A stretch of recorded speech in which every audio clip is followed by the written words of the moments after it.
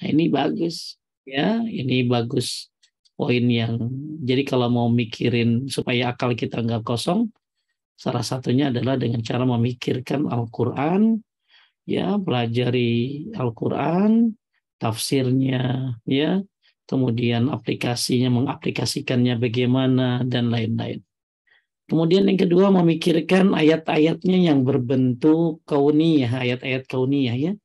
Kalau tadi kan ayat-ayat Al-Quran. Kalau yang kedua, agar akal kita tidak kosong, mikirin ayat-ayat kauniyah seperti alam semesta. Ya, ya kan, afala yanzuruna ilal ibili kaifa khuliqat wa ilas sama'i kaifa rufi'at wa ilal jibali kaifa nusibat wa ilal ardi kaifa sutihat.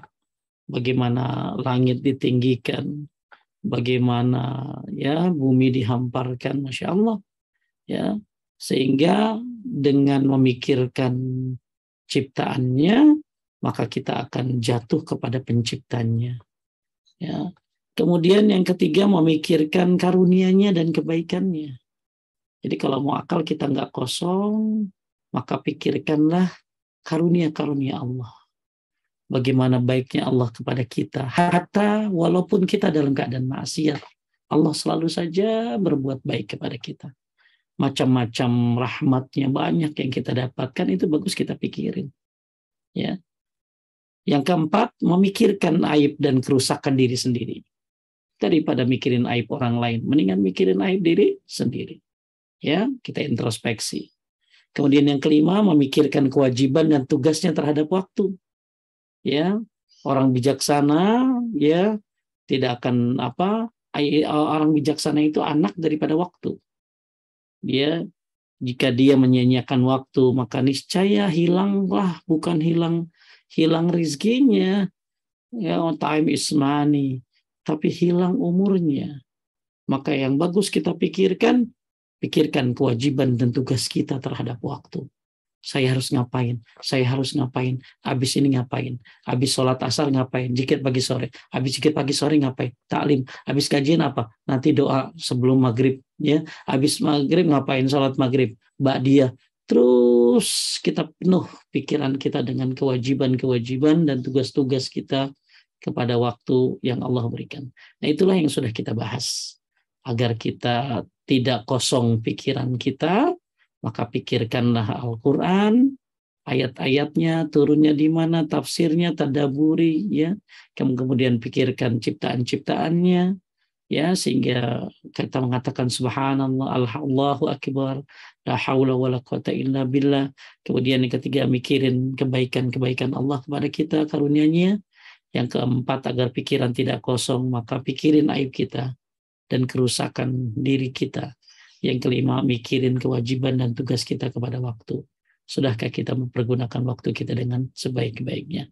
Nah, sekarang kita masuk kepada halaman 20, yaitu kekosongan hati. Setelah kosong akal, penyakit yang kedua adalah kosong hati.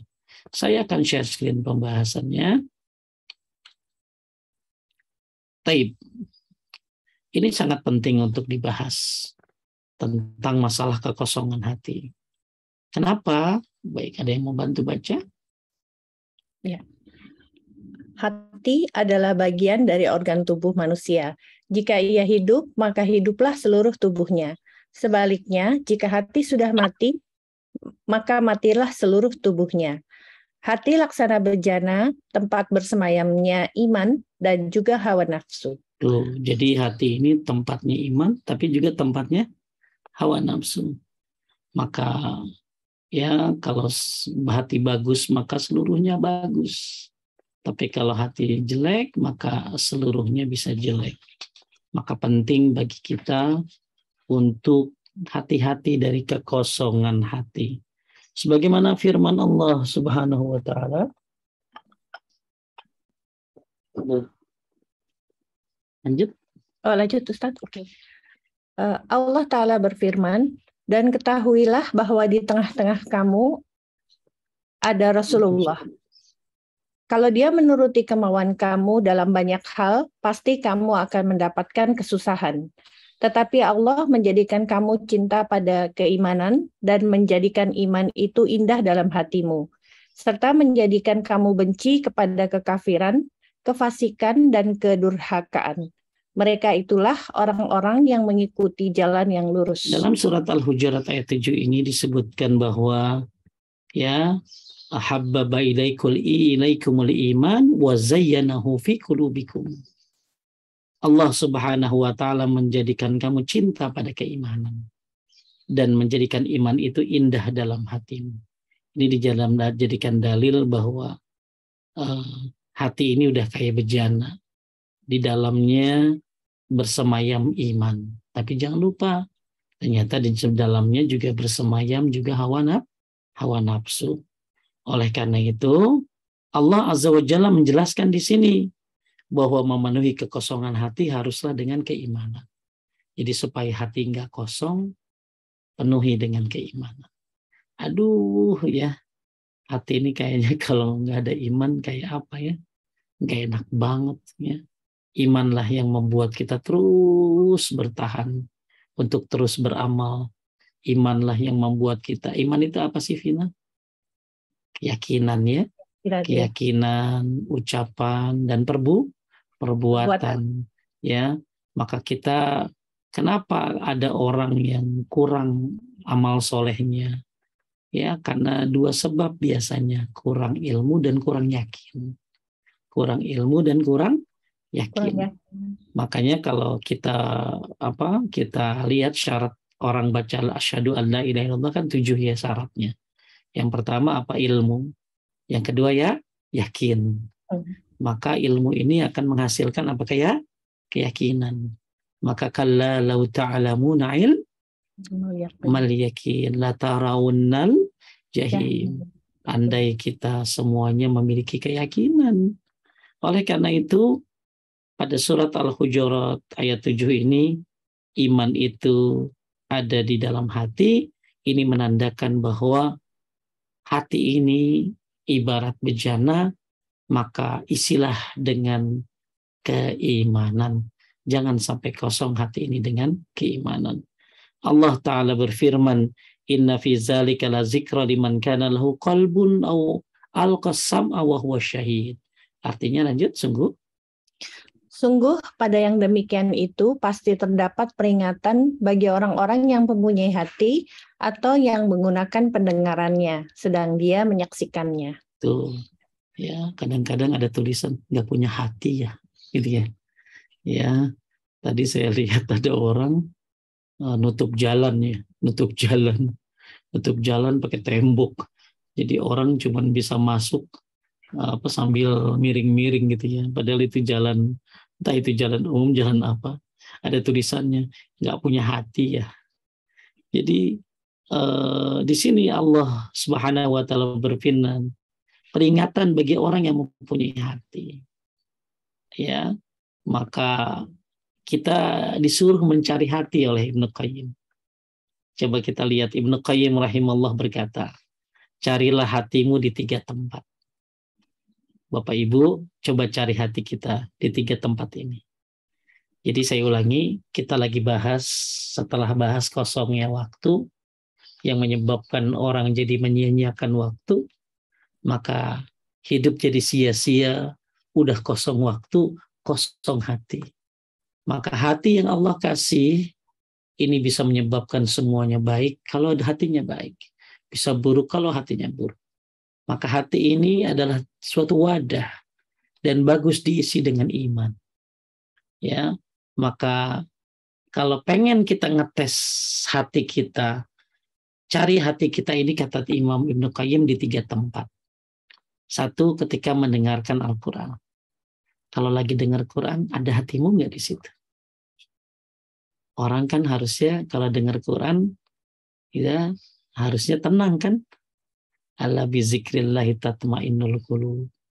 Ya, harusnya orang baca Quran itu kan ada ketenangan, ada kesejukan, keindahan. Coba cari hatimu di 3 tempat. 1, ketika mendengarkan Al-Quran. Sampai-sampai ada sebuah testimoni atau apa ya. Jadi di Facebook itu ada orang dengerin Al-Quran orang-orang kafir. Ya, orang-orang yang non-muslim diperdengarkan Al-Quran. ada yang nangis. Dia kok bisa ya? Ya sebenarnya makanya panggilan hati itu sebenarnya adalah apa? Suka dengerin Al-Quran. Ini apa? Ini lagu apa? Sampai dia bilang lagu. Ya, sampai ada bapak-bapak, ada orang mana ya? Ada orang nyetel apa? Al-Quran di mana sih di tokonya? Tiba-tiba bapak itu masuk. Ini apa? Kok hati saya tenang dengernya, Masya Allah. Maka kita orang Muslim harus lebih daripada itu. Bahkan kita bukan orang Muslim itu bukan hanya senang dengerin Quran, tapi harus sujada wa bukiyah. Harus sujada wa bukiyah. Kita menyungkur dan sujud kepada Allah Subhanahu wa taala. Harus sujada wa bukiyah. Kita bukan hanya tenang, tapi kita langsung kita menyungkur dan bersujud kepada Allah Subhanahu wa taala. Makanya kata Ibnu Abbas radhiyallahu anhu, orang dengerin Quran itu akan dapat cahaya nanti di akhir. Orang dengerin Quran itu akan dapat cahaya di akhir. Maka kita disuruh diem kalau ada orang baca Al-Quran. Wa iza quri'al Quran fastami'u lahu wa ansitu. Dengarkan, perhatikan. La'allakum turhamun. Kamu akan dapat rahmat. Maka cari hatimu. Nggak usah sibuk-sibuk. Cari hati mah gampang ya. Cari hati mah nggak usah ke mall. Cari hati mah nggak usah buka HP. Cari hati mah cukup dengerin Quran dah. Cari hatimu di situ. Ada nggak? Terasa apa? Ya Masya Allah ya kalau dengerin orang ngaji Quran tuh. Apalagi kalau di sebuah masjid di Mesir itu ya. Itu sampai kalau Ramadan tuh disiapin tim ini tanduk gitu loh. Tanduk. Buat ngapain tim tanduk? Buat ngangkut orang-orang yang pingsan begitu dengerin Quran. Nangis akhirnya sampai pingsan. Masya Allah. Maka kita harus lebih lagi dari mereka orang-orang ya, orang-orang yang mungkin belum dengar Quran. Jadi ada peneliti, ada apa sih namanya, testimoni apa sih kalau gitu tuh namanya apa namanya, Vina? Apa namanya? Testimoni Ustadz kalau kayak gitu. Testimoni kan kalau udah make gitu ya. Ah ini apa? Pokoknya kayak penelitian begitu loh. Jadi tes orang-orang. Ini dengerin Quran, Masya Allah. Ya, yuk coba dengerin Quran. Ada nggak hatimu di situ? Gimana Pak Ustadz ya? Maksudnya dengerin Quran ngapain? Ada nggak rasa di situ? Quran itu ngerti nggak ngerti berpengaruh harusnya. Apalagi yang ngerti ya. Ya, pernah nangis nggak Vina dengerin orang baca Quran? Pernah Ustadz. Nah, kenapa? Gara-gara apa? Kan belum tentu gara-gara artinya kan? Ya, bukan, bisa jadi gara-gara ayatnya, suaranya. Ya. Suasananya.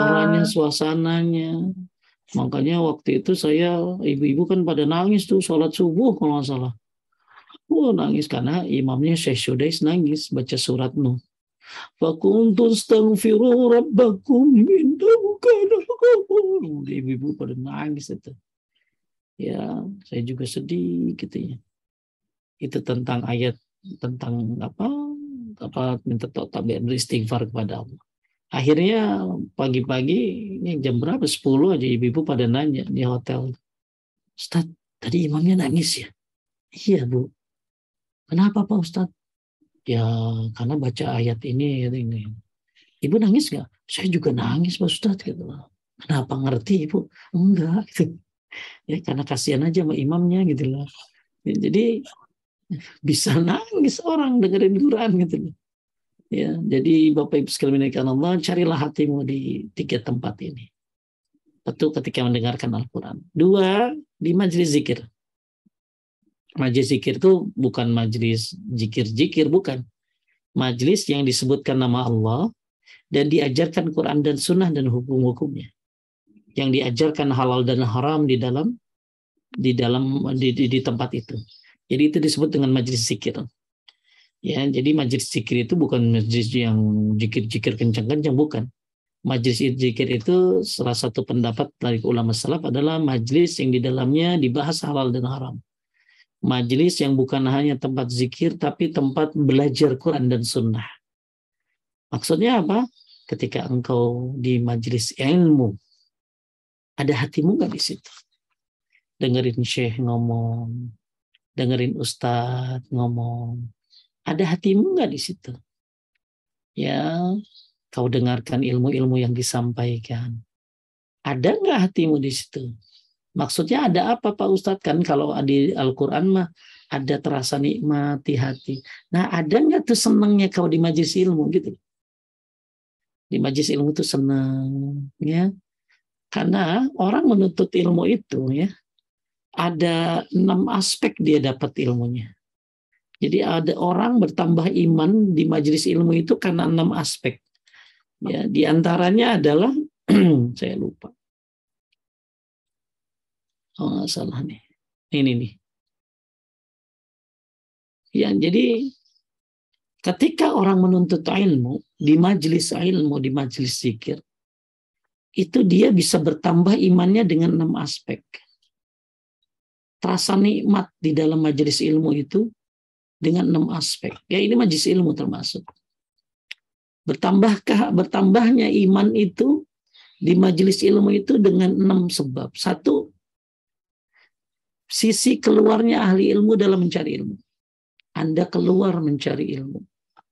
Nyalain mobil, nyalain motor, pergi ke majelis ta'lim, atau siapin laptop, siapin apa, nungguin Zoom, ya, siap-siap bukunya, siap-siap catatannya, itu bisa menambah nikmatnya hati. Bertambahnya keimanan. Baru keluar, baru nyiapin. 2, duduknya bersama di halaqah ilmu.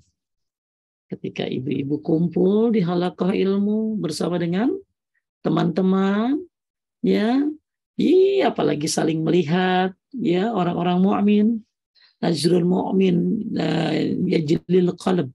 Orang melihat wajah orang mukmin itu mengkilatkan hati. Tuh ya. Jadi kata Fudail bin Iyad, nah, bagus tuh buat status tuh. Melihat wajah orang mukmin itu mengkilatkan apa tadi? Hati. Hati. Mengkilatkan hati. Dulu Ibnu Taimiyah, dulu Ibnu Qayyim kalau lagi ada masalah sama teman-temannya, ya, kalau lagi ada suatu permasalahan yang bikin mereka pusing, jadi futur, mereka langsung ke majelis ilmu. Dengan melihat wajah syekhnya, mereka terasa tenang melihat wajah syekhnya. Ya, lihat Ibnu Taimiyah, ya Allah, ya, melihat wajah orang mukmin itu, orang mukmin yang soleh, ya, mengkilatkan hati. Ya. Nah, ini makanya ketika kita duduk di majelis ilmu, cari hatimu di situ. Kenapa? Karena keluarnya kamu menuntut ilmu, duduknya kamu bersama mereka. Ini menambah keimanan, menambah ketenangan hati. Bahkan dosa-dosa bisa hilang dengan duduk di majelis ilmu. Ketiga, Anda bukan hanya duduk, tapi diskusi tentang ilmu. Hafalan yang kemarin gimana doa? Supaya kita, Allahumma, ya Allahumma zidna ilman, Allahumma zidna imanan, wa yakinan, wa fahman. Hafal belum, Cin? Yang mana? Yang itu supaya tambah keyakinan, tambah keimanan, tambah apalagi tadi, tambah pemahaman. Diskusi kemarin kita bahas apa ya?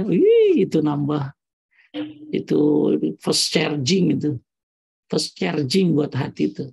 Maka temukan hatimu di dalam majelis ilmu. Belum lagi begitu menambahnya pengetahuan tentang ilmu, nambah pengetahuan tentang Allah, tentang Nabi, tentang syariat-syariatnya. Nomor 5, ibu terapkan ilmu itu dalam keseharian. Itu bertambahnya hati dan keimanan. Kemudian bertambahnya pahala dari orang yang belajar dari mereka. Ngajarin lagi. Maka pantas, kata siapa tadi? Kata Ibnu Qayyim, untuk mencari apa? Mencari hati itu di majelis zikir. Kenapa? Ya, karena tadi 6 sebab orang bisa tenang hatinya di majelis zikir. Ya, yang ketiga, lanjut di waktu. Di waktu-waktu engkau bersendiri atau di waktu munajat kepada Allah. Maksudnya apa teh? Lagi Eh, habis tahajud ya, iya, lagi sendirian. doa sendirian. Ya, makanya yang bagus zikir tuh sendirian pelan, doa tuh pelan ya. Ya, bukan rame-rame sampai dituin kamera gitu, bukan. Lanjut. Apabila Apabila engkau tidak dapati hatimu di tempat-tempat ini, maka mohonlah kepada Allah agar Allah menganugerahkan hati kepadamu. Karena sesungguhnya engkau tidak mempunyai hati. jadi kalau Anda tidak menemukan hatimu di 3 tempat ini, ketika dengerin Quran, ketika di majelis ilmu, ketika di waktu-waktu sendiri, ya sedang habis salat tahajud, di tengah malam, Anda tidak temukan hatimu di situ. Berupa apa? Ketenangan, nikmatnya. Maka minta sama Allah hati yang baru. Karena berarti kau sudah tidak punya hati. Masya Allah, Bapak Ibu sekalian memuliakan Allah. Hati ini tempatnya iman, tempatnya keyakinan. Ya, maka penting untuk mencari hatimu. Ya, maka teruslah mencari asupan-asupan agar hati ini untuk tetap hidup. Iman yang ada di dalamnya, ya jangan sampai kosong hati ini. Maka setelah kita bicara tentang kosongnya akal, hati-hati. Ternyata hati akalnya bukan hanya kosong, tapi juga hatinya kosong. Na'udzubillah. Beliau juga berkata, rahimahullah, lanjut. Beliau rahimahullah juga berkata, hati memiliki 6 tempat yang ia berkelana padanya. Tidak ada yang ketujuh. 3 diantaranya merupakan tempat yang hina, dan 3 lainnya justru merupakan tempat yang mulia. 3 tempat yang hina adalah dunia yang selalu menggodanya, 2 nafsu yang selalu membisikinya, dan 3 musuh yang selalu menyesatkannya.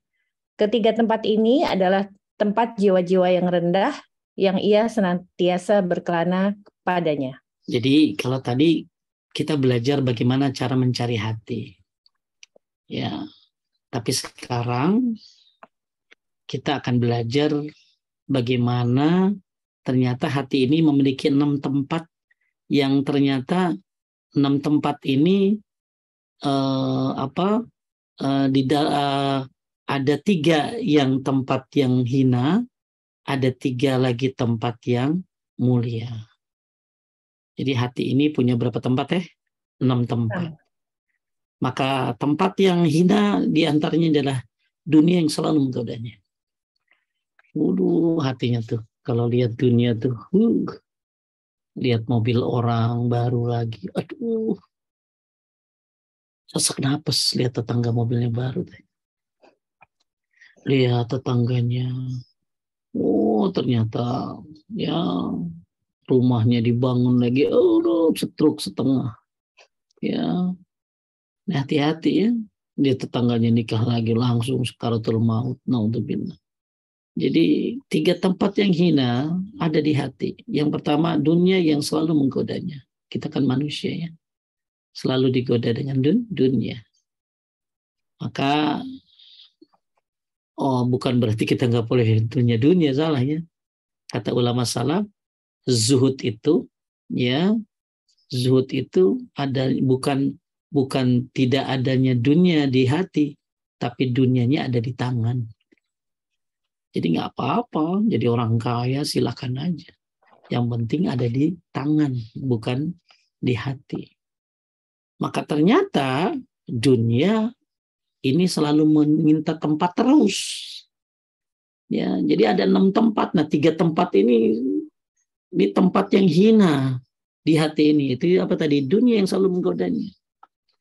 Makanya kalau ada orang yang selalu tergoda dengan dunia, berarti tempat yang 3 ini aktif banget gitu loh. Yang kedua, nafsu yang selalu membisikinya. Iya. Ya, nafsu terus minta tempat di hati.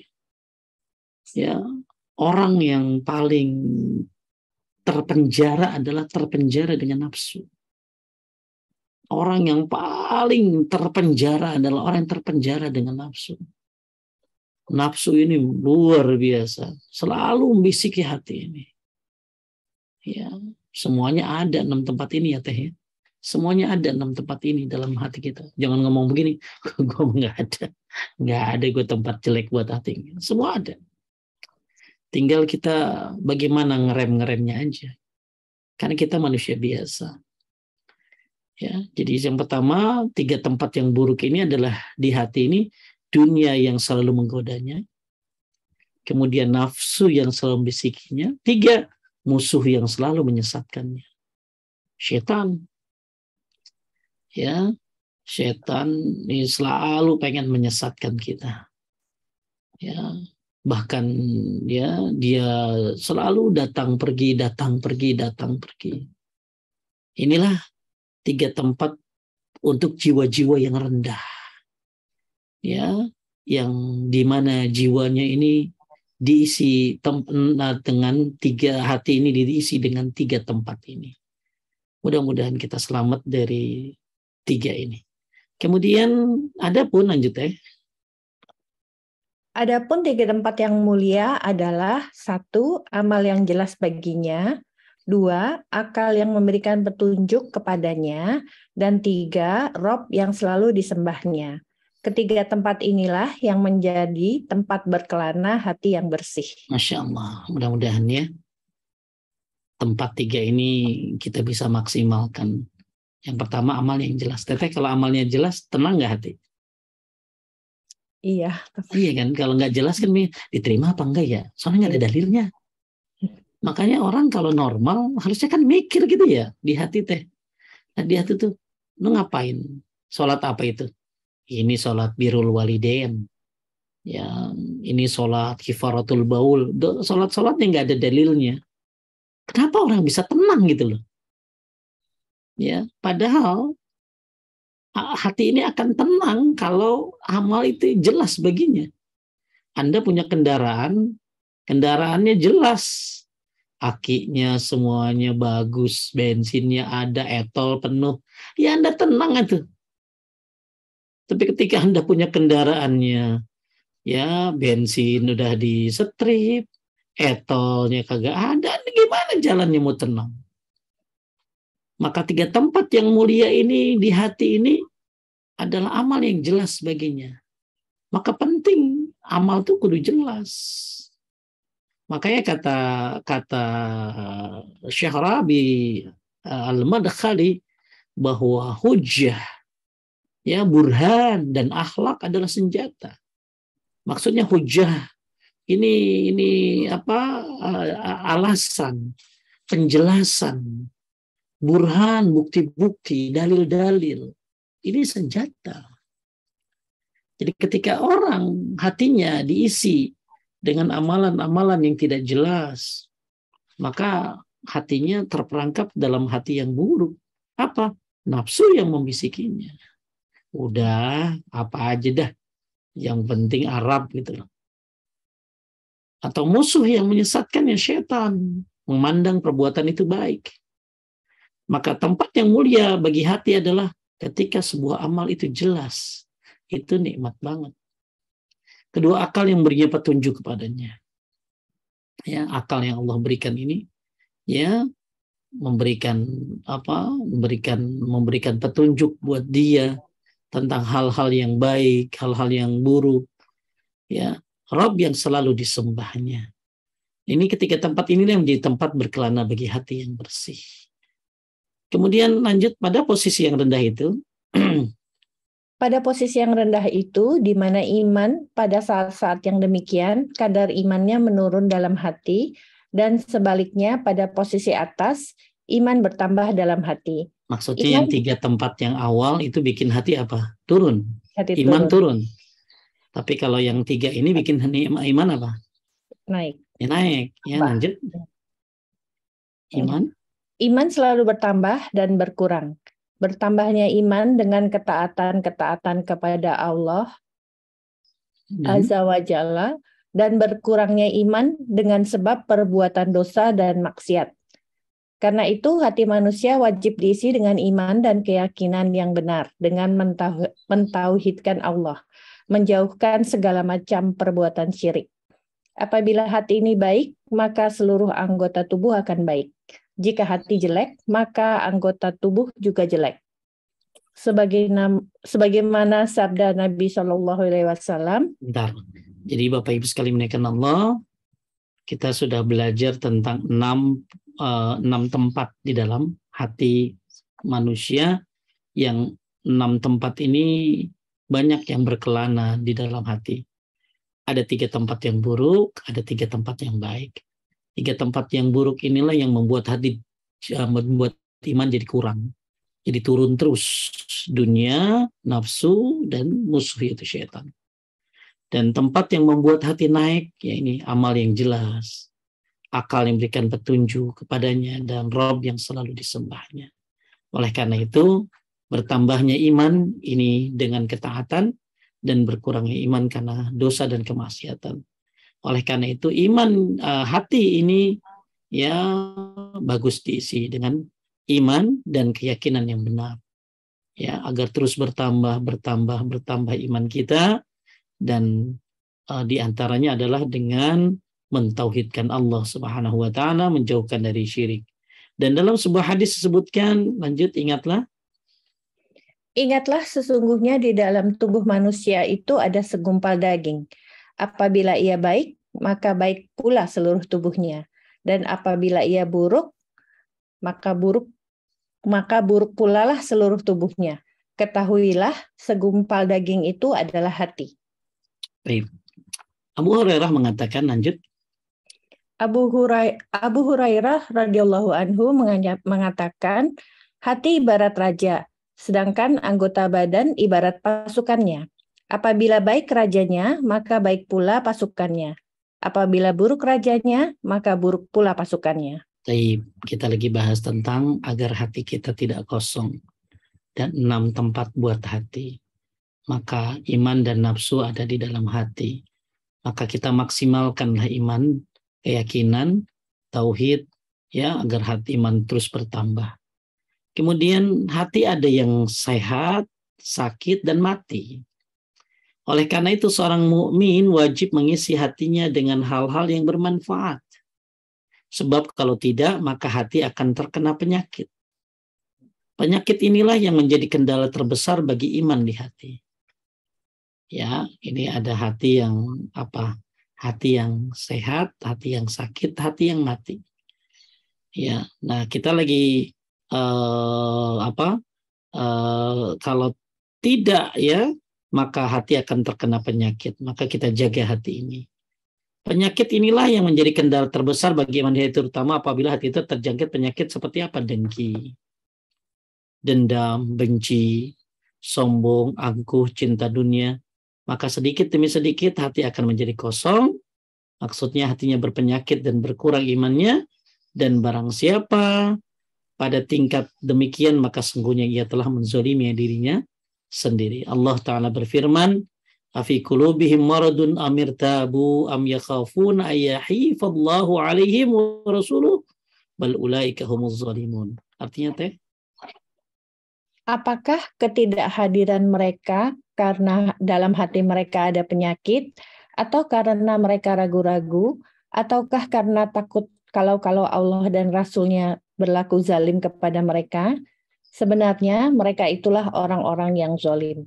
Surat An-Nur ayat 50. Jadi ini kalau orang-orang yang hatinya penuh dengan dengki, benci, dendam, sombong, angkuh, cinta dunia, maka hati demi sedikit akan kosong.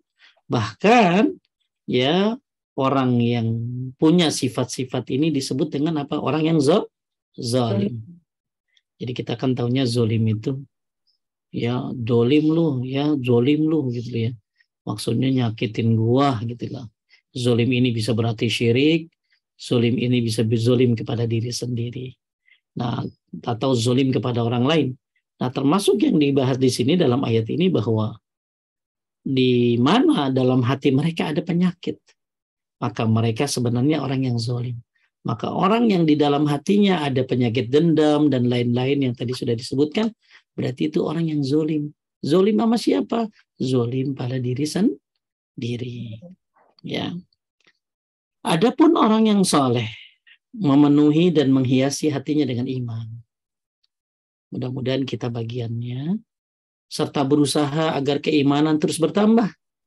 Maka ia benar-benar berusaha untuk berbuat adil bagi dirinya, menjauhkannya dari kezaliman, membersihkan hati dari penyakit-penyakit hati yang mengotorinya, serta senantiasa istiqomah sesuai dengan jalan yang kedengkai oleh Allah. Itu berjihad dan berjuang melawan hawa nafsu, serta menundukkan hati untuk taat kepada Allah Subhanahu wa taala dan Rasulnya sallallahu alaihi wasallam, dan mengerjakan perbuatan-perbuatan yang diridhoi oleh Allah. Apabila hati kita tidak disibukkan dengan hal-hal yang positif, maka ia akan menyibukkan kita dengan kebatilan. Menyibukkan hati dengan kebaikan ialah dengan mencucikan, mendidik, dan menarik tali kekangnya dari perkara yang batil. Karena jika tidak demikian, hati akan senantiasa terbiasa bersinggungan dengan keburukan dan terus-menerus menyimpang dari jalan yang lurus yang pada akhirnya akan menyengsarakan diri sendiri. Hati ini intinya gini aja. Kalau kita nggak isi sama kebaikan, akan diisi dengan keburukan.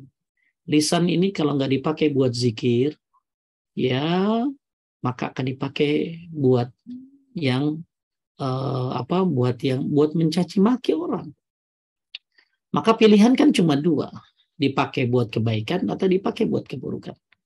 Maka isilah hati kita dengan kesibukan-kesibukan yang positif, ya, menyibukkan hati dengan kebaikan, didik hati, ya, mendidik hati, mencoba tarik kekang nafsu itu ditahan, ya, sucikan hatimu, didik hatimu.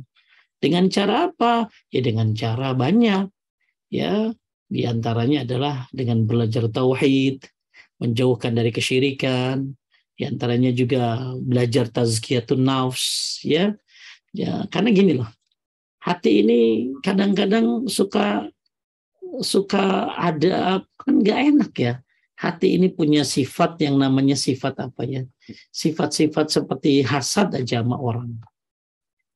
Ya, hasad sama orang kan bisa akhirnya orang jadi ngemikirin dia terus, dibayar berapa sih? Lu mikirin orang gitu loh. Ya, hasad ini kan luar biasa. Ya, hasadnya apa? Dengki ya. Ya, dengki sama orang. Ini orang hasad kan menzolimi diri sendiri. Orang hasad ini orang kena musibah. Ya, sibuk dia mikirin aib orang lain. Dia cari-cari aib. Maka orang kayak gini hatinya jadi menderita gitu loh. Ya, maka hati-hati. Kita lagi bahas sekarang nih kosongnya hati gitu. Kalau kosongnya akal tadi sudah dibahas dengan sebab dia mikirin yang nggak manfaat. Nah, terisinya akal dengan mentadaburi Al-Quran, melihat ciptaan-ciptaan Allah. Kemudian tadi sudah dibahas tentang hal-hal yang supaya akal kita ini nggak kosong gimana gitu loh. Mikirin aib diri sendiri. Nah, sekarang kita lagi bahas nih, ternyata gara-gara kosong hati, orang jadi banyak waktu, jadi banyak terbuang. Gara-gara kosong hati, maksudnya kosong hati itu kayak mana? Hatinya tuh diisi dengan hal-hal yang seperti hasad misalnya. Orang hasad kan akan mikirin kan gitu loh. Berapa lama waktu dia mikirin itu? Capek kan? Tahu nggak jeng gitu loh. Lihat lagi pengen tahu apa, kepo banget itu loh. Ya. Sehingga akhirnya buang-buang waktu. Kita kan lagi bahas waktu nih. Bagaimana waktu ini bisa benar-benar dipergunakan dengan sebaik-baiknya. Salah satu cara agar hati ini hati ini bermanfaat, ya, hati ini penuh dengan keimanan, hati ini penuh dengan pahala, itu dengan membuang sifat-sifat tadi. Hasad, dengki, sombong, dan lain sebagainya. Tapi ketika hati kita ini dipenuhi dengan sifat-sifat yang buruk, maka kita akan buang banyak waktu. Ya, Contohnya yang tadi, misalnya Anda hasad sama satu orang, mikirin dia terus, kok bisa ya dia begitu ya? Nggak sekali mikirannya, di kamar mandi mikirin lagi. Apa gara-gara itu ya? Apa gara-gara itu ya? Berapa banyak waktumu terbuang untuk hasad sama orang? Sombong misalnya. Kamar mandi senyum-senyum sendiri. Kayaknya orang lagi muji gua tuh ya. Ya, harusnya di kamar mandi cepet jadi lama akhirnya. Ya, banyak waktu kebuang.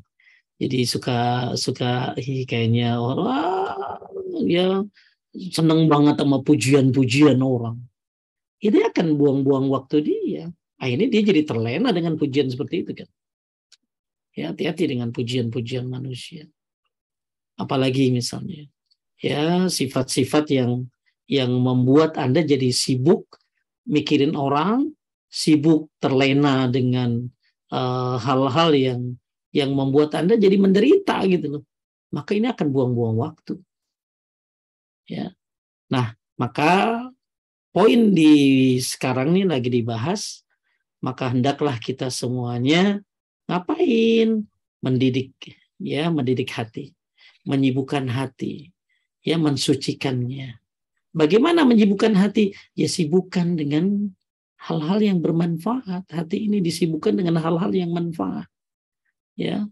Kemudian dengan apa? Dengan kebaikan. Mensucikannya dengan zikir, memaafkan orang, mendidiknya dengan cara apa? Ya, ya mendidik hati ya diantaranya ya, sabar, ya, untuk menarik tali kekang nafsu, ya ditahan, direm, dididik terus sedikit-sedikit, dididik lama-lama dia jadi terbiasa untuk tidak melakukan hal yang salah tersebut. Maka ketika hati ini terbiasa bersinggungan dengan kebaikan, maka dia terus akan terbiasa. Tapi ketika dia bersinggungan dengan hal-hal yang buruk, maka akhirnya menyengsarakan diri sendiri. Oleh karena itu kalau kita lihat di dalam perkataan orang-orang salafus saleh terdahulu, di antaranya di sini disebutkan kata Hasan Al-Basri. Di sini dah, dari sini dulu lah ya. Di sini sebentar.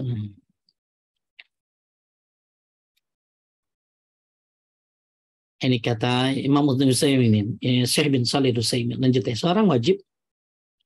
Seorang wajib memperhatikan kebaikan hatinya sebelum memperhatikan kebaikan tubuhnya.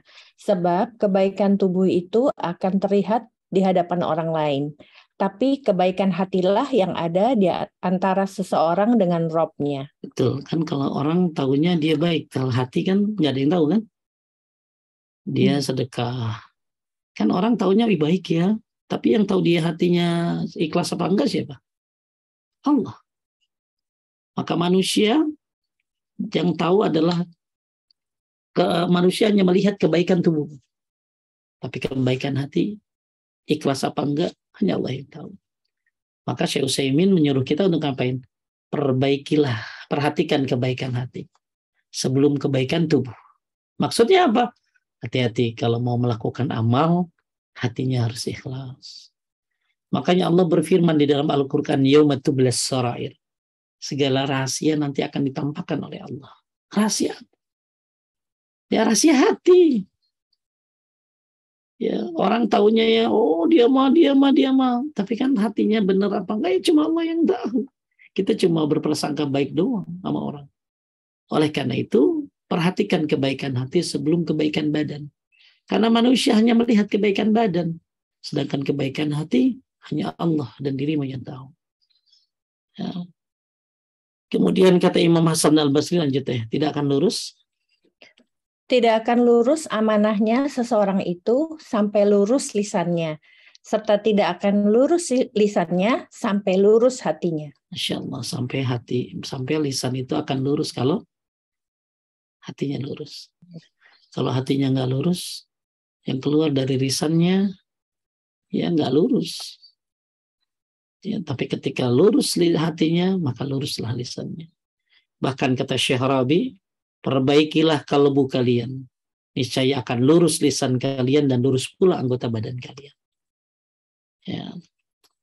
Kemudian di sini kata Sufyan bin Uyainah, ya, barang siapa memperbaiki keadaan batinnya, hatinya, insya Allah akan perbaiki keadaan lahirnya.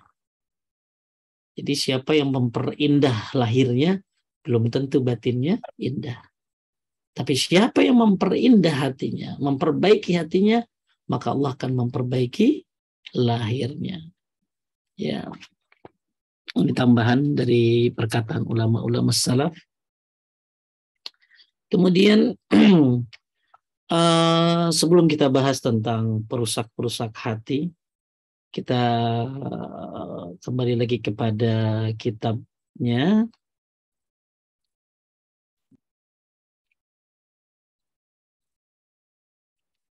Di sini firman Allah Subhanahu wa taala, qad aflaha man zakkaha wa qad khaba man dassaha.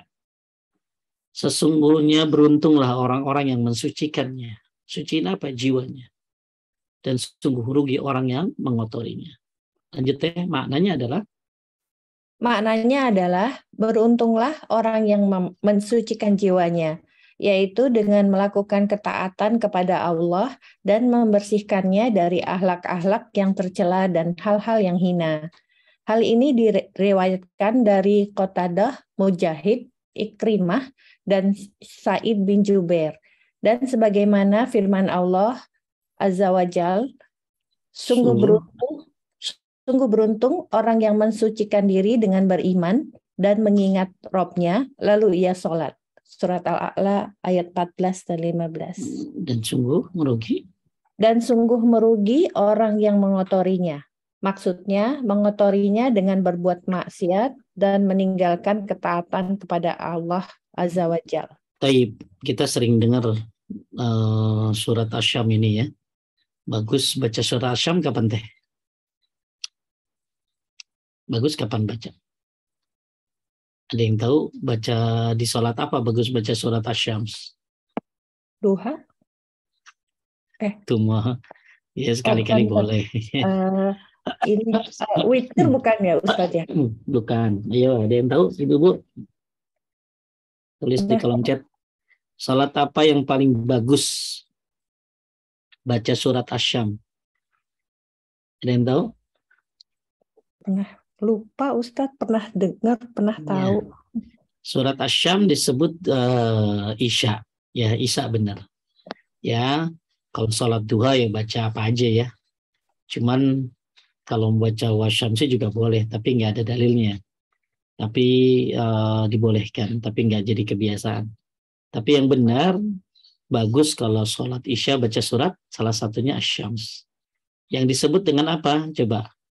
Sebut surat apa sih dari disebut surat, kan ada apa? Dari An-Naba sampai Wadduha itu disebut surat apa? Coba. Ada yang bisa resen atau tulis di kolom.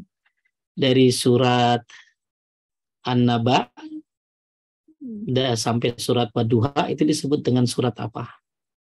Ada sebutannya tuh. Ada yang tahu?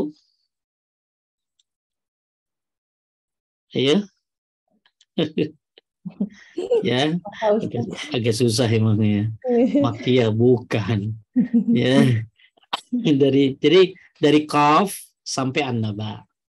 Dari An-Naba sampai Wadduha. Dari Wadduha sampai Anas. Itu ada 3 kelompok tuh. Nah, dan Asy-Syam itu kelompok tengah kan? Kelompok dari An-Naba sampai Wadduha disebutnya apa? Iya? Disebutnya Ausatul Mufassal. Ya, jadi kalau Qaf sampai An-Naba disebutnya Tiwalul Mufassal. Kalau dari An-Naba sampai Wadduha itu Ausatul Mufassal. Tapi kalau dari Wadduha sampai Anas disebutnya Kisorul Mufassal. Ya. Nah, ketika sholat Isya bagus baca surat-surat yang Ausatul Mufassal. Di antaranya surat apa? Asy-Syams. Qad aflaha man zakkaha. Beruntung orang yang mensucikan jiwanya, dan merugi orang yang mengotorinya. Maksudnya beruntung dari apa yang mensucikan jiwa ini? Jiwanya dipenuhi dengan ketaatan kepada Allah, membersihkannya dari akhlak yang tercela dan hina. Dan rugi orang yang mengotorinya. Yang mengotorinya dengan apa? Mengotorinya dengan kemaksiatan, ya, dan meninggalkan ketaatan kepada Allah Subhanahu wa taala. Maka supaya bersih jiwamu, ya, maka di samping Anda dapat pujian dari Allah Subhanahu wa taala, ya, maka Anda juga mendapatkan apa? Mendapatkan diantaranya keberuntungan. Ya, keberuntungan karena apa? Karena membersihkan jiwanya. Nah, orang yang membersihkan jiwa adalah orang yang beruntung. Bagaimana cara membersihkan jiwa? Yaitu dengan cara, ya, membersihkannya dari akhlak yang tercela dan hal-hal yang hina. Ya, dan bagaimana mengotorinya? Mengotorinya dengan cara melakukan kemaksiatan dan meninggalkan ketaatan. Imam Ibnu Qayyim berkata, lanjut terakhir. Imam Ibnu Qayyim rahimahullah berkata, menyucikan jiwa lebih berat dan lebih sulit daripada mengobati luka di badan. Betul ya? Siapa, betul nggak? Betul kan? Betul, ngobatin hati itu lebih sulit daripada ngobatin luka di badan. Lanjut. Barang siapa menyucikan dirinya dengan latihan spiritual, berjuang, dan menyepi, menyendiri atau bertapa, tidak dicontohkan oleh para rasul. Maka kondisinya seperti orang sakit yang mengobati dirinya dengan rayunya, dengan kebodohannya. Jadi gini maksudnya ya.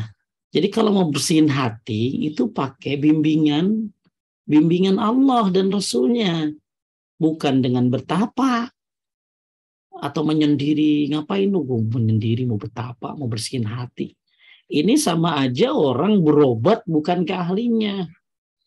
Jadi kalau Anda pengen bersihkan hati, memang bersihin hati itu lebih sulit, lebih berat daripada ngobatin luka badan. Ya. Nah, kalau mau bersihin hati, maka harus berjuang. Ya, latihan. Bagaimana caranya? Bukan dengan cara-cara yang tidak dicontohkan. Caranya ya bertapa, bukan.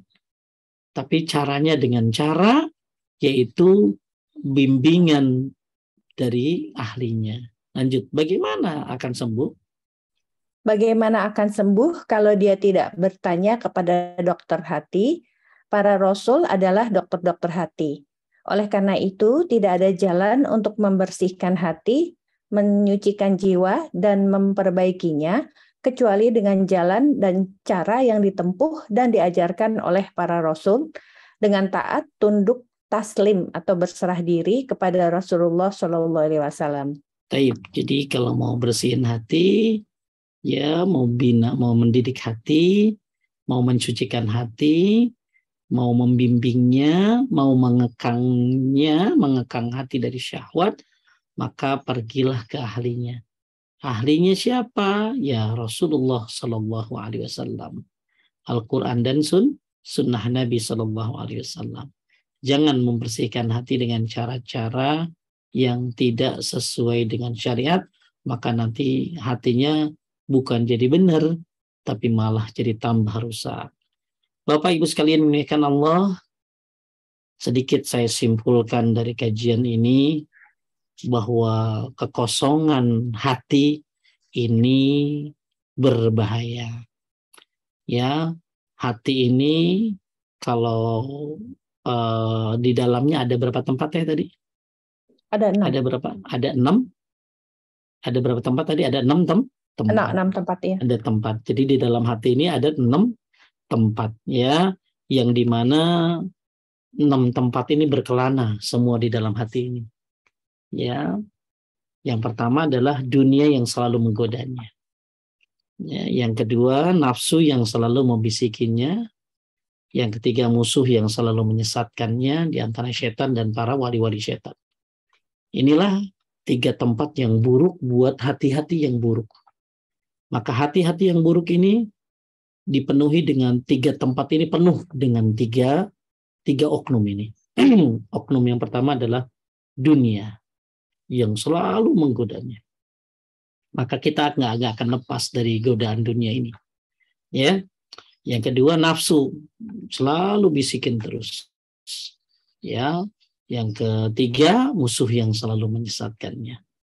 Inilah 3 tempat yang buruk yang berkelana di dalam hati, yang ketika inilah tempat jiwa-jiwa yang rendah. Dan kita berharap 3 tempat lagi terisi dengan penuh, yaitu tempatnya orang-orang yang mulia. 3 tempat yang baik di dalam hati adalah amal yang jelas baginya. Maka penting amal itu penuh kejelasan. Amal ini penting sumbernya jelas karena bikin tenang hatinya. Akal yang memberikan petunjuk kepadanya. Ya, akal ini dipergunakan untuk mencari keridhaan Allah Subhanahu wa taala. Kemudian Rob yang selalu disembahnya. Inilah tempat berkelana hati-hati yang bersih. Kemudian tadi juga kita belajar bahwa ketika hati baik, maka seluruhnya akan baik. Ketika hati kotor, maka seluruhnya akan kotor. Dan Ibnu Qayyim menyebutkan ada 3 tempat cara mencari hati. Yang pertama ketika mendengarkan Al-Quran. Ya, mudah-mudahan suka dengerin Quran. Ya. Bahkan Anda bukan hanya suka dengerin, tapi suka baca. Suka menelaahnya, suka mentadaburinya. Insya Allah ini first charging luar biasa. Anda nggak akan cari-cari hati Anda. Udah pasti ada itu. Kemudian di majelis zikir. Tadi saya sudah sebutkan ada berapa teh? 6 ya. 6 sebab orang bisa bertambah keyakinannya, bertambah keimanannya dengan cara di majelis zikir. Dari keluarnya, bertemu dengan kumpul-kumpulnya dengan teman-temannya, ya, melihat wajah siapa tadi? Mukmin, bisa mengkilatkan hati. Kemudian tadi yang ketiga, ya, berdiskusi ya tentang masalah ilmu. Yang keempat, tambahan ilmu yang dia dapat dari majelis ta'lim tentang Allah, tentang syariat. Ya. Yang kelima, ketika dia mau mengamalkannya, menerapkannya. Ya. Yang keenam, ketika dia mau mengajarkannya. Maka ini luar biasa. Majelis zikir ini bisa membuat orang bukan hanya mendapatkan ilmu, tapi juga Anda menemukan hatimu di situ. Kemudian yang ketiga, di waktu-waktu sendiri, ketika Anda bermunajat kepada Allah di malam hari, ketika Anda sedang berdoa, ya, maka disinilah tempat hatimu cari. Tapi ketika di 3 tempat ini nggak ada, maka minta kepada Allah hati yang baru. Karena ternyata engkau tidak mempunyai hati. Makanya ada satu doa yang bagus, supaya kita terus kokoh, ya, hati ini dalam ketaatan. Doa yang disampaikan oleh Ibnu Mas'ud yang kemarin sudah saya bahas. Ya, Allahumma zidna imanan wa yakinan wa fahaman. Wa fahman, ya. Ya Allah, bertambahkan untukku keimanan, keyakinan, dan pemahaman. Ya. Oleh karena itu, dengan doa tadi, mudah-mudahan Allah mudahkan kita untuk bisa bisa bertambah keimanan, keyakinan, dan ilmu. Kemudian tadi juga sudah kita bahas tentang masalah bahwa hati ini ada yang sehat, ada yang sakit, ada yang mati. Ya, hati yang sehat tentunya hati yang mendidik dia dengan menyingkirkan penyakit-penyakit hati, ya, dengki, dendam, dan lain sebagainya, ya. Sedangkan hati yang sakit, yang penuh dengan dendam dan kesombongan dan lain sebagainya, dan hati yang mati, naudzubillah, hati yang mati, ya, ternyata ada juga hati yang mati. Maka gimana supaya hati ini sehat? Ya tentunya tadi sudah dibahas, dan sakit gimana. Nah, kenapa ini masuk dalam pembahasan buku ini, Pak Ustadz? Ini kan buku waktu, ya, bukan tazkiyatun nafs, betul nggak, Vina? Ini kan bukan bahasan tazkiyatun nafs. Karena hati yang kotor bisa buang-buang waktu gitu aja. Ya, hati yang kotor bisa buang-buang waktu. Coba deh, orang gibah karena hatinya apa? Ada hasad kan? Iya. Ciri hasad ada 3. 1, suka ngomongin orang yang gak ada di depannya. 2, suka memuji-muji orang yang dia gibahi ketika ada di depannya. Jadi kalau orang yang gak ada, diomongin. Kalau ada, dipuji-puji. Yang ketiga, senang dengan penderitaan orang yang dia hasadi. Ini tanda orang yang suka gibah. Hati-hati, yang suka tanda orang hasad. Jadi kata ulama salaf ada 3 tanda orang yang hasad itu. Suka ngomongin orang yang dia hasadi itu ketika nggak ada di depannya. Kedua, kalau ada orangnya dipuji-puji terus. Yang ketiga, ya dia apa tadi? Yang ketiga itu suka senang dengan penderitaan, kecelakaan yang diderita, yang diterima oleh yang dihasadi. Maka kenapa orang bisa gibah? Karena salah satunya ada hasad dalamnya. Orang gibah lama nggak teh? Iya, bisa Lama sehari. Susah diberhentiin. Betul. Ya, apalagi ibu-ibu, saya nggak suka ya statement ada yang bilang begini, ibu-ibu itu harus keluar sehari kata-kata tuh 1000 katanya. Kalau enggak susah ya. Enggak lah, enggak seperti itulah. Jadi ketika orang gibah, banyak waktu terbuang. Jadi gini, gibah itu bukan masalah dosa, ada 9 dosa gibah. Tapi gibah ini buang-buang waktu. Berapa banyak waktunya. Sampai ada kejadian waktu itu seorang ibu saking sibuk gibahnya, itu telepon gak diangkat dari suaminya, dari sekolahan. Ya, padahal anaknya sakit pada waktu itu. Ya, pokoknya dia lagi jadi pokoknya saking enjoynya sama teman-temannya ya. Saya lupa kasusnya, tapi tiba-tiba dia lihat telepon, dia ditelepon sama suaminya. Ya, suaminya marah karena handphonenya nggak diangkat. Ternyata ada telepon dari gurunya kalau anaknya sakit, harus dijemput gitu. Saking sibuknya. Jadi kenapa ini masuk dalam pembahasan waktu? Kan kita lagi bahas kitab waktu, kok ada masalah tazkiyatun nafs? Karena orang yang hasad menyebabkan dia hatinya kotor, menyebabkan dia gibah. Dan gibah ini buang-buang waktu. Belum lagi nanti Anda, orang yang hasad, orang yang dengki, ini kepikiran sebelum tidur. Pikirin terus. Ya, kamar mandi dipikirin. Ini buang-buang waktu lagi. Ya, orang yang dendam misalnya, sama buang-buang waktu. Maka ini pembahasan yang penting, kosongnya hati ini. Setelah kosong akal, kita bahas kosong hati. Karena kosong hati dan kosong akal ini menyebabkan waktu tidak manfaat. Ya, maka dibahas di kitab ini suatu pembahasan yang luar biasa yang tidak disangka-sangka. Saya baru yakin benar. Iya emang ya. Orang kalau lagi hasad, lagi gibah, lagi dendam, itu banyak banget waktu terbuang. Ya. Tapi mungkin ada pertanyaan. Insya Allah masuk ke bab 2 ya. Ya. Oke, ada pertanyaan dari saya sebenarnya Ustadz, pertanyaannya. Baik. Ini Ustadz yang soal bertapa tadi yang tidak disarankan kan bertapa menyendiri gitu. Terus bedanya bertapa ini dengan munajat itu gimana ya Ustadz? Kayaknya mirip-mirip gitu. Kalau menurut saya. Kalau munajat emang apa tuh? Ada Pak Munajat tetangga saya dulu di Kemang Pratama. Munajat itu kan berdoa. Iya, bertapa bukannya berdoa Ustadz. Maaf ya Ustadz, ini saya benar-benar blank gitu. Jadi kalau bertapa itu dia mengosongkan semuanya sambil di tempat gelap ya. Gitu. Jadi nggak sholat itu teh.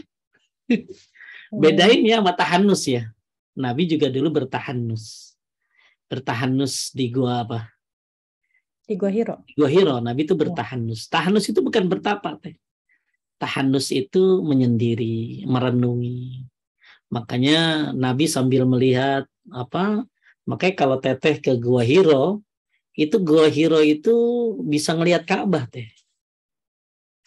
Cuma sekarang terhalangi oleh hotel, oleh Hotel Hilton ya. Setahu saya terhalang itu. Jadi kalau Nabi di Gua Hiro itu dulu bertahanus, menyendiri. Karena melihat orang-orang musyrik ya tawaf sambil telanjang. Jadi Nabi risih ya, risih gitu orang soleh berada di tengah-tengah masyarakat yang menyembah berhala. Maka Nabi menyendiri. Tapi menyendirinya bukan bertapa, bertahanus ini menyendiri, menintrospeksi diri, memikirkan kaumnya. Nah kalau bertapa dia mah berada di suatu tempat di gua ya di apa tidak kalau zaman sekarang malah ya saya pernah masuk ke sebuah gua ya itu dulu lagi zaman saya error itu banyak banget di dalam teh di gua itu orang pada pada saya bingung ini gimana sholatnya mereka orang gelap gitu loh terus gimana terus nggak sholat berjamaah ke masjid atau gitu. Jadi beda ya kalau munajat itu apa tadi doa ya. Doa munajat itu doa. Tapi pada lagi.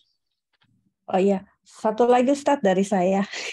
Penasaran Ustadz. Ini kalau misalnya kesannya ya Ustadz ya, kalau bukan ilmu agama itu jadi bukan ilmu yang bermanfaat gitu. Terus jadi Islam itu jadi tidak mendorong ilmu pengetahuan. Ustadz, ini hanya sekedar kesan dari yang saya baca gitu, Ustadz. Baik, ilmu itu ada tiga ilmu ya teh ya.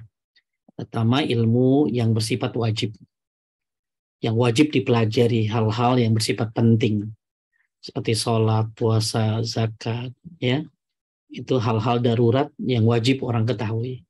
Baca Quran, ya itu disebut ilmu syariat. Yang kedua ada ilmu yang disebut ilmu mubah. Ilmu yang boleh-boleh saja dipelajari. Tapi harusnya setelah nomor 1 teh. Ngerti nggak? Jadi jangan sampai dia jadi dokter tapi kagak sholat, paham nggak? Halo? Iya, maksudnya begitu. Ya, jadi ada ilmu yang bersifat apa tadi? Mubah. Mubah itu ilmu yang bersifat apa tadi? Boleh dipelajari. Tapi dengan catatan nomor 1 harus bisa. Makanya saya senang kalau orang belajar agama dulu di pesantren, ya sampai 6 tahun, baru setelah nanti dia kuliah, dia mau jurusan apa? Yang umum silakan. Biar dia sudah menguasai apa tadi? Ilmu agamanya dulu, yang wajib-wajib. Ya, jangan sampai dia jadi pilot, tapi kagak sholat. Ya, dia jadi apa? Jadi dokter, tapi ternyata puasa nggak ngerti gitu. Ya, jadi yang bagus kita kuasai dulu ilmu agama yang bersifat ini ya penting ya, yang bersifat harus ya bukan dalam banget enggak ya. Kalau dalam banget ya harus fokus berarti ya. Minimal dia ngerti tentang hal-hal yang apa tadi wajib. Ya, jadi itu ilmu mubah. Jadi ilmu mubah ini jangan sampai melalaikan daripada kewajiban kepada Allah. Yang ketiga disebut dengan ilmu apa? Ilmu haram, ilmu yang bersifat haram. Ilmu-ilmu perdukunan, ilmu-ilmu kesyirikan. Jadi ilmu-ilmu yang bersifat mubah boleh. Aisyah teh pintar pengobatan kan? Iya. Aisyah tuh pintar pengobatan. Utsman bin Affan pintar apa? Pintar dagang. Ya, Abdurrahman bin Auf dan lain-lain. Banyak, bahkan Salman Al-Farisi dulu pintar strategi kan? Ngasih supaya perang Parit ya, perang Khandaq itu. Ya, jadi ilmu-ilmu yang bersifat mubah jangan sampai dia meninggalkan ilmu yang bersifat wajib. Jadi harusnya dia belajar dulu agama yang benar, yang wajib-wajib sampai paham, baru dia belajar ilmu yang mubah. Ya, dan yang mubah tidak menjauhkan dia dari Allah Subhanahu wa taala. Dan niatkan jadi manfaat. Karena ada profesi yang kedua yang penting setelah ulama. bukan profesi ya, suatu tindakan yang bagus setelah ulama adalah dokter teh. Dokter itu adalah suatu kegiatan yang jangan diremehkan. Ya, karena itu banyak bermanfaat untuk mengobati, ya, menolong orang. Wallahu a'lam. Mungkin ada ibu-ibu yang lain menanya. Ya, silakan Risa. Bismillah Ustaz, lanjut sama saya ya, bacain pertanyaan. Ya, taib. Ya, ada yang tanya Ustaz, bagaimana dengan, ini agak di luar tema, sebentar nggak apa-apa Ustaz? Nggak apa-apa.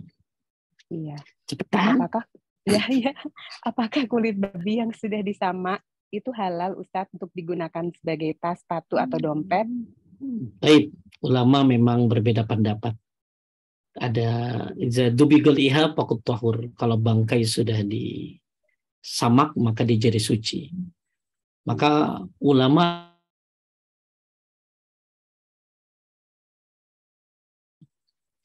karena hadisnya kan bersifat umum. Kalau sudah disamak maka jadi suci. Apakah ini di dalamnya anjing dan babi?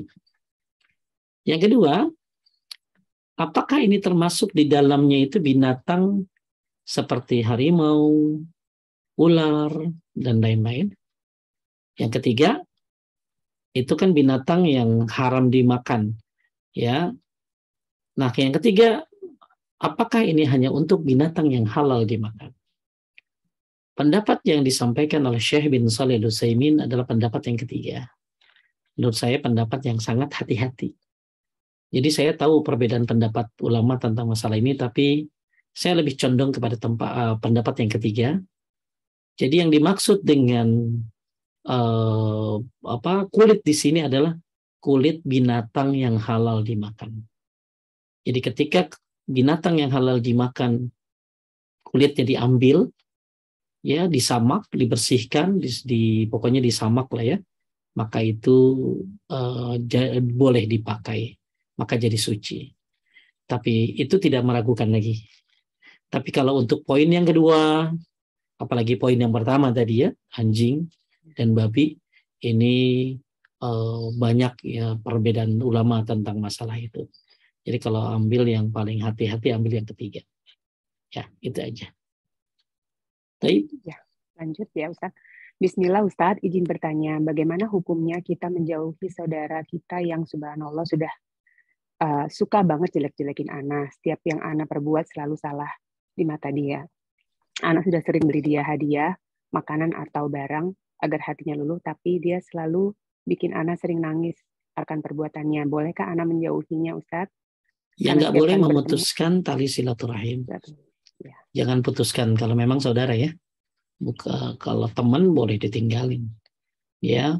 Kemudian kita doakan terus. Mudah-mudahan dia dapat hidayah. Yang penting kita jangan membenci dia, itu aja. Ya. Jadi ketika kita bedain antara saudara sama teman ya. Kalau saudara jangan putuskan silaturahimnya. Ya, terus mendoakannya dan jangan membencinya. Tapi kalau teman, Anda boleh putuskan pertemanannya dan Anda ya memaafkannya, kemudian mendoakannya. Itu. Lanjut. Ya. Lalu Ustadz, ini kalau misalnya berhubungan dengan saham, jadi waktu dihabiskan untuk melihat naik turunnya saham, itu bagaimana Ustadz? Itu kan padahal bagus untuk perekonomian. Saya nggak ngerti masalah saham. Cuman ngapain ngeliatin waktu dihabisin untuk itu kan, kalau naik turun saham itu kan harus ditungguin gitu loh Ustaz. Ya ditungguin nih, ada waktunya ya. Tapi sahamnya saham apa yang ditungguin? Saham yang halal apa saham yang haram? Ya kan ada dua perdagangan itu kan.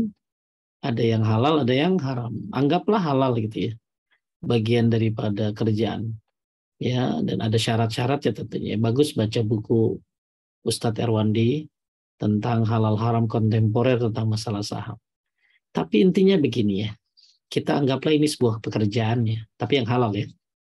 Misalnya ada bapak-bapak kerja, ya kan bekerja itu kan disuruh kan, ya bekerja itu kan disuruh kan, ya bahwa Allah menyuruh kita untuk fantasyiru fil ard, bertebaran di muka bumi. Maksudnya apa? Mencari maisha. Jadi bekerja bahkan bagian daripada di jalan Allah.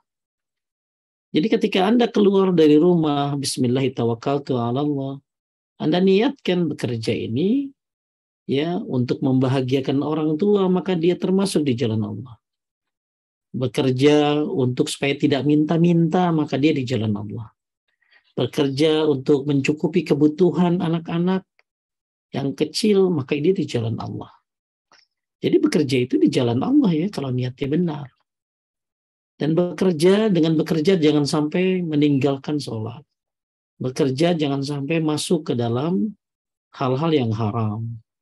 Ya, bekerja jangan sampai melupakan kewajiban. Jadi bekerja itu ibadah. Ibadah. Jadi jangan sampai gara-gara pembahasan ini, berarti saya kerja buang-buang waktu. Salah tuh. Ya, bekerja itu ibadah. Selama yang dicari halal, dan selama niatnya benar. Ya, makanya bekerja bagian daripada para kesatria malah. Jadi bekerja adalah bagian daripada ibadah. Maka Anda sedang beribadah ketika bekerja. Nah itu. Nah kalau masalah saham dilihatin terus, saya nggak tahu ya prosesnya kayak apa. Tapi lihatin mulu ya. Terus itu kerjaan bukan?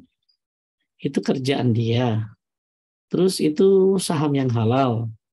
Terus kemudian apalagi sholat juga liatin dia terus gitu ya. Kalau memang itu sebuah pekerjaan profesional dong ya, waktunya sholat ya sholat, waktunya makan ya makan, jangan sampai ngeliatin mulu tapi akhirnya banyak hal-hal yang terbuang yang wajibnya ya. Itu aja, lanjut.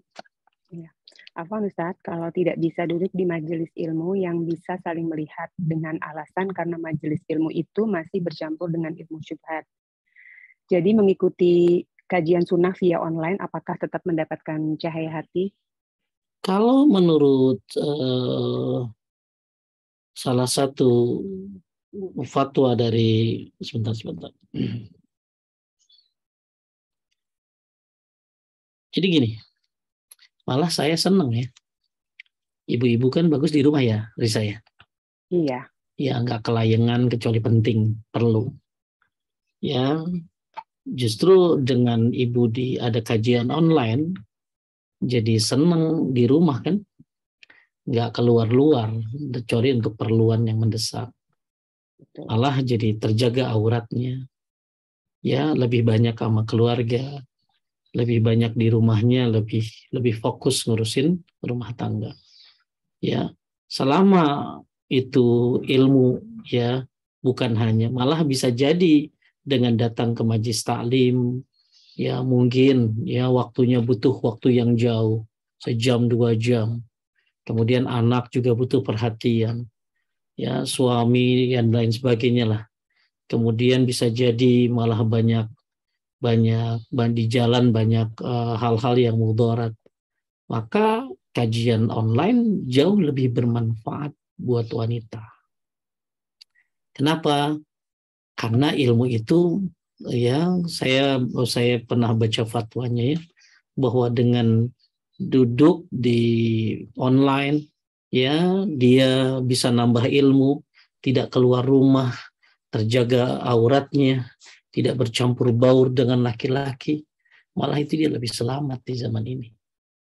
Ya, di zaman ini daripada dia offline. Jadi tentunya ada manfaat dan mudaratnya masing-masing, bagaimana cara menjaganya. Offline bagus yang punya kesempatan dan waktu ya. Ya, terus terang saya sendiri lebih suka online ya. Karena lebih banyak yang hadir yang pertama. Yang kedua, ya saya juga nggak terlalu capek ya. Luar biasa kalau saya offline itu jam sekian harus di sini, belum lagi sholat harus nyari masjid, kemudian harus makan ya, sampai susah kadang-kadang waktu makan itu karena jam sekian harus ada di sini, belum lagi macet dan lain sebagainya. Maka lebih efisien buat saya. Ya, yang penting ilmu yang bermanfaat adalah ilmu yang membuat dirimu takut kepada Allah Subhanahu wa taala. Ketika kau datang ke majlis taklim tapi banyak gibahnya, ketika kau datang ke majlis taklim hanya sekedar dengerin tahu saja, tapi dengan adanya di rumah kau lebih terjaga auratnya, lebih fokus menuntut ilmunya, ya, dan membuat yang penting ilmu itu bukan hanya bertambah tapi juga bertambah takutnya kepada Allah Subhanahu wa taala, itu jauh lebih baik buat wanita. Ya, itu aja. Bahkan sekarang saya dapat kajian-kajian online dari Saudi ya. Saya ikut kajian online-nya Syekh Fauzan, saya ikut kajiannya Syekh yang lain ya. Maka saya nggak bisa ke Mekah tinggal di sana karena banyaknya tugas di sini. Maka ternyata sekarang ada kajian-kajian online syekh-syekh yang di streamingkan oleh mahasiswa. Masya Allah, sekarang lebih mudah lagi. Ya, tidak perlu pergi ke sana, tapi ilmu yang didapat insya Allah sama. Itu aja menurut saya lebih aman ya untuk online. Wallahu a'lam. Lanjut. Ya, Ustadz ada yang mau tanya langsung, boleh Ustadz? Silakan. Tafadhol Umi Emi. Ya. Assalamualaikum Ustadz. Assalamualaikum. Ya. Anak Emi Ustadz, temannya Kirana dari Palembang. Ya, baik. Seperti yang tadi Ustadz sampaikan, bahwa jika hati baik, lisan pasti akan ikut baik gitu ya. Bagaimana kalau ada orang yang bilang, dia mah ini hanya lisannya aja yang tidak baik, tapi dia hatinya baik gitu. Kan sering kalau misalnya orang yang punya perangai, misalnya dia suka bicara suka kasar atau menyakiti hati orang, nanti ada yang bilang dia itu hanya ucapannya saja yang nggak baik, tapi dia hatinya baik kok. Itu bagaimana Ustadz? Ya bertentangan dengan Al-Quran atau Quran dan Sunnah. Ya, karena yang tahu hati siapa emang? Allah. Ya, itu contoh Allah. Maka manusia hanya melihat dari apa perbuatan. Makanya Allah tidak melihat hartamu, tidak melihat bentuk fisikmu, yang Allah lihat apa? Hati dan amalmu. Amal dilihat oleh manusia, tapi hati dilihat oleh Allah Subhanahu wa taala. Jadi bertentangan juga dengan perkataan ulama ya. Ya, karena apalagi kalau kata ulama, Bu, lisan ini adalah cereknya hati. Tahu cerek? Ya Ustaz, tahu. Ya, apa yang keluar dari cerek adalah yang ada di dalam, betul? Betul. Betul, gitu. Teh, yang ada di dalamnya teh kan? Begitu keluar dari cerek gitu. Ya, jadi kalau ada orang bilang dia mah emang begitu, tapi hatinya baik. Oh, nobody knows siapa ya. Ya, dan itu bertentangan dengan Al-Quran dan Sunnah ya. Jadi intinya manusia, bahkan Umar bilang begini ya, saya lebih suka orang yang kelihatannya tampilnya baik daripada amalnya baik, daripada dia beramal buruk tapi katanya hatinya baik gitu loh. Karena manusia hanya bisa melihat penampilan saja. Gak bisa kita hatinya baik tahu dari mana gitu. Emang lo bisa ngelihat hati dia. Jadi kalau ada orang ngomong begitu ya berarti bertentangan dengan Al-Quran dan Hadis. Dan apabila ada bertentangan dengan Al-Quran dan Hadis ya nggak bisa diambil dong. Ya, itu perkataan manusia yang kehabisan perkara. Bagusnya ngomongnya begini, maafin aja ya, mungkin dia nggak sengaja. Itu jauh lebih baik daripada dia ngomong, dia mah ngomongnya kotor, tapi sebenarnya hatinya baik. Gimana hatinya baik kalau mulutnya kotor atau gitu loh. Ya, karena hati adalah cerek, adalah lisan adalah cereknya hati. Tapi itu aja ya.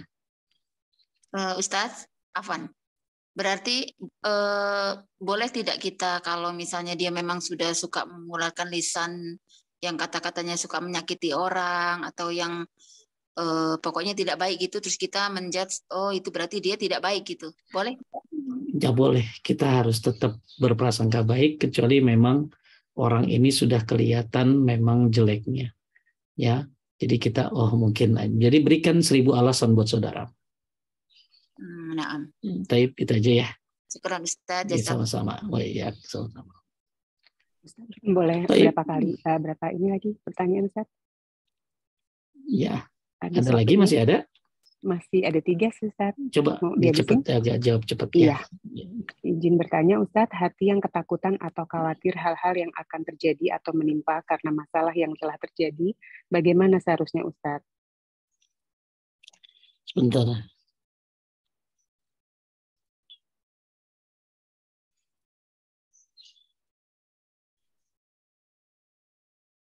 Gimana?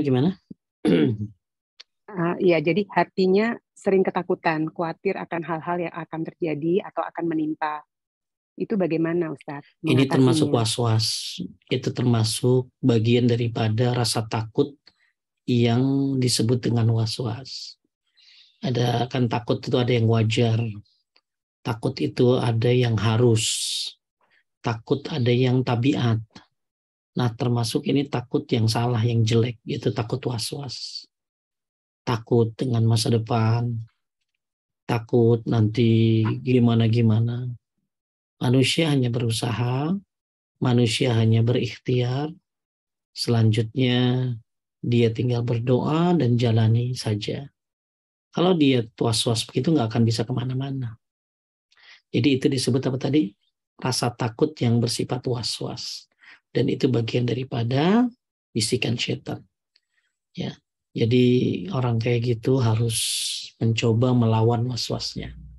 Ya, bahwa semua sudah digariskan, ditakdirkan. Kita tinggal berusaha, kita tinggal berdoa, itu aja.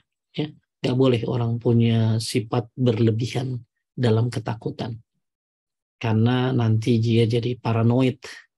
Akhirnya ada orang bisa bunuh anaknya. Waktu itu kejadian bunuh 3 orang anaknya gara-gara takut masa depan anaknya susah. Dibunuh anaknya. Nauzubillah min dzalik. Lanjut. Ya, Ustadz, ada di dalam hadis dan di Al-Quran, celakalah orang yang melalaikan sholat. Apakah sholat di awal waktu itu wajib atau kalau misalnya telat sholatnya itu kita berdosa, Ustadz? Lalai di sini ada 4. Wailul lil musallin alladzina hum an sholatihim sahun. Lalai itu ada 4. 1, lalai tidak mengerjakan sholat pada waktunya. 2, tidak paham rukun dan syarat-syarat sholat. Itu orang lalai gitu, termasuk lalai. 3, tidak khusyuk. 4, tidak paham tentang bacaan-bacaan sholatnya. Siapa yang ada salah satunya dari 4 ini, maka dia lalai. Siapa yang ada 4-4-nya, maka sempurna kelalaiannya. Kalau ada orang sholat di akhir waktu diterima, asalkan ada uzur dan tidak menjadi kebiasaan. Tapi kalau kebiasaan sholatnya di akhir-akhir, ini bisa menyebabkan tanda-tanda orang munafik. Tanda orang munafik diantaranya iza qaumu ilas sholati qaumu kusala. Kalau datang waktu sholat, dia malas.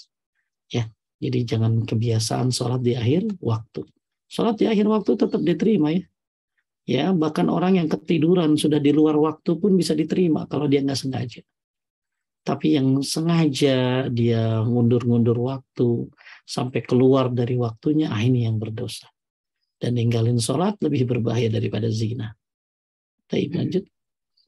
Terakhir ya Ustadz, bagaimana memberi pemahaman kepada anak remaja agar tetap menghormati ibunya meski ibunya sering melontarkan kata kasar dan menyakiti fisik anaknya dengan memukul dan sebagainya.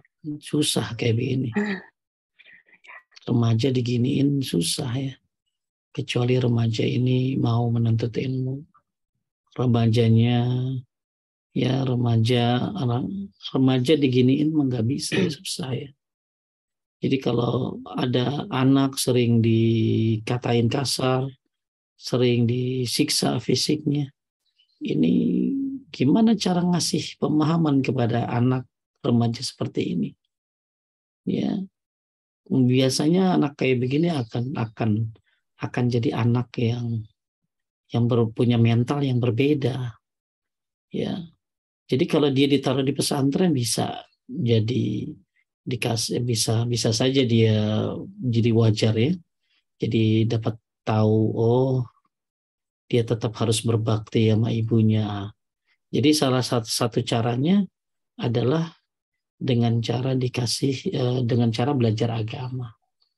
Ya, supaya dia bisa memahami ibunya nih ternyata memang punya kelainan gitu loh. Maka dia harus belajar agama. Gak cukup dia dikasih tahu ya. Ya, jadi kalau mau ngasih tahu lebih baik disekolahkan di sekolah agama, pesantren, ya, atau dikasih buku berbakti sama orang tua boleh. Ya, ada buku bagus dari Ustadz Yazid bin Abdul Qadir Jawas tentang berbakti sama orang tua kalau nggak salah. Itu saja ya, agak susah anak remaja dikasih tahu, kecuali memang remaja ini biasanya dia suka suka ketakutan, suka jadi murung, minder, dan bahkan bisa terjadi hal-hal yang tidak diinginkan. Maka yang bagus disekolahkan di pesantren atau dinasehatin dengan intensif ya, kita intensif sering disuruh baca buku tentang berbakti kepada orang tua, sabar ya, atau lebih baik di pesantren kan, kasihan di rumah terus. Cukup ya, saya ada tamu ya. Bapak Ibu sekalian dimuliakan Allah, kita mudah-mudahan mendapatkan banyak manfaat dari kajian ini. Insya Allah kita ketemu lagi. Kita tutup, saya minta maaf kalau ada kesalahan kurangan. Barakallahu fikum, subhanakallahumma bihamdika asyhadu an la ilaha illa anta astaghfiruka wa atubu ilaik. Assalamualaikum warahmatullahi wabarakatuh. Waalaikumsalam warahmatullahi wabarakatuh. Alhamdulillah, terima kasih atas kajian hari ini Ustadz. Semoga kita bisa mulai menata hati dan tidak membuang waktu. Jazakumullah khair atas partisipasi para jamaah. Barakallahu fiik. Mohon maaf atas segala kekurangan. Insya Allah kita akan berjumpa lagi pada kajian yang akan datang. Insya Allah dengan Ustadz Agus akan tanggal 23 Agustus 2022. Terima kasih atas semua pihak yang telah membantu terlaksanaan kajian hari ini. Saya selaku host dari Majelis Taklim Overseas Mengaji mengundurkan diri. Wassalamualaikum warahmatullahi wabarakatuh.